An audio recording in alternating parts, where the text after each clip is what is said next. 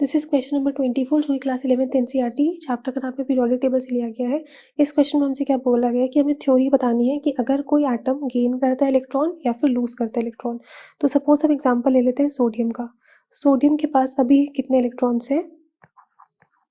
Sodium के पास 11 electrons हैं, ठीक है, और इसके पास 11 प्रोटॉन्स हैं। बट अगर ये Na+ फॉर्म करता है तो क्या हो जाता है? इसके पास इलेक्ट्रॉन्स हो जाते हैं 10, प्रोटॉन्स हो जाते हैं 11। अब क्या होता है, 11 इलेक्ट्रॉन्स 11 प्रोटॉन्स एक दूसरे को बैलेंस आउट कर सकते हैं, बट जब प्रोटॉन्स का नंबर ज़्यादा हो जाता है इलेक्ट्रॉन्स से तो प्रोटॉन्स ओवर पावर कर लेते हैं इलेक्ट्रॉन्स को।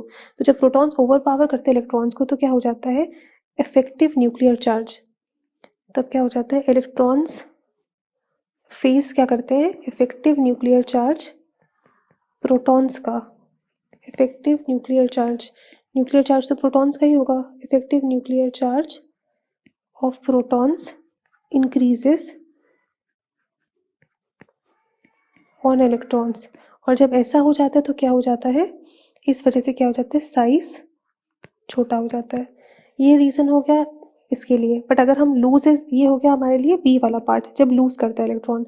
अगर गेन करे इलेक्ट्रॉन तो सपोज एफ है, एफ से हमने बना दिया एफ माइनस। अब एफ में क्या है?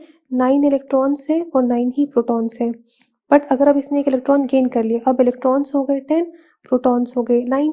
अब क्या है? 9 इलेक्ट्रॉन्स 9 प्रोटॉन्स को तो एक दूसरे को हैंडल कर लेंगे, बट 10 इलेक्ट्रॉन्स, अब इलेक्ट्रॉन्स का नंबर बढ़ गया। तो अब क्या हो जाता है?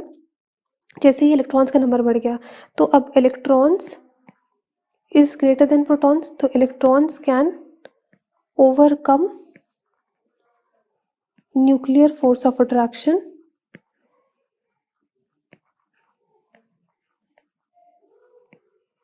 and hence size increases. इसी वजह से हम बोलते हैं कि अब साइज बढ़ गया। तो सबसे छोटा साइज होता है केटायन का, फिर होता है न्यूट्रल एटम का और फिर होता है अनायन का। तो ये ऑर्डर होता है साइज का।